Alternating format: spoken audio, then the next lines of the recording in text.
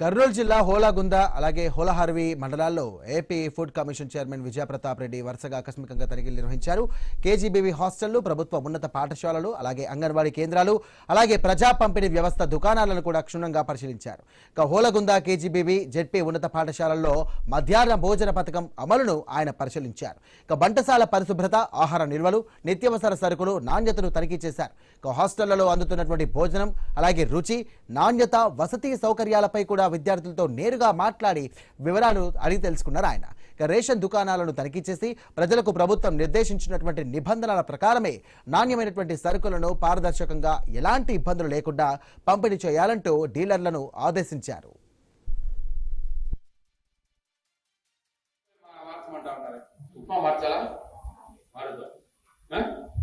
ఇంకా చికెన్ ఎన్ని పీసులు వస్తా ఉన్నాయి? 4-5 వస్తాయా? ఎగ్స్ 5 రోజులు ఇస్తున్నారా? బనానా డైలీ ఇస్తున్నారా? ఇప్పుడు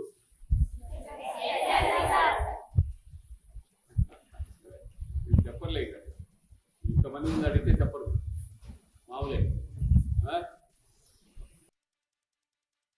ఒక కస్తూర్బా స్కూల్లో ఉన్నాం. కొంచెం ఇక్కడ అవకతవకలుగా ఉంది.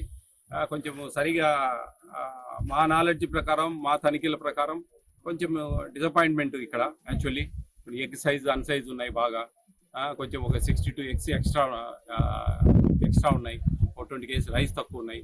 ఇట్లా కొంచెం ఏదైనా యాక్షన్ తీసుకుంటాం ఇక్కడ ప్రిన్సిపల్ మీద. బయట కూడా చాలా మంది కంప్లైంట్ చేశారు ఈ విషయాల మీద. ఆ తర్వాత ఒక స్టోర్ చూసాము. స్టోర్ అని చూసేదానికి అంతా బాగున్నాయి. 17 రూపాయలు చక్కెర తీసుకుంటా ఉన్నాడు, రైస్ బాగా ఇస్తా ఉన్నాడు అని చెప్పి అతను బాగానే QR కోడ్ కూడా జిరాక్స్ చేసి పెట్టాడు. బయట పబ్లిక్ ని విచారిస్తే 20 తీసుకుంటా ఉన్నాడు. వాళ్ళకి 17 అనే విషయం కూడా తెలియదు. అంత బ్రహ్మాండంగా మెయింటైన్ చేస్తా ఉన్నారు. ఇవన్నీ కూడా జనాలకు మేము చెప్పేది ఏంటంటే 17 రూపాయలు చక్కెర, షుగర్ చిల్లర తీసుకెళ్ళి ఇవ్వండి.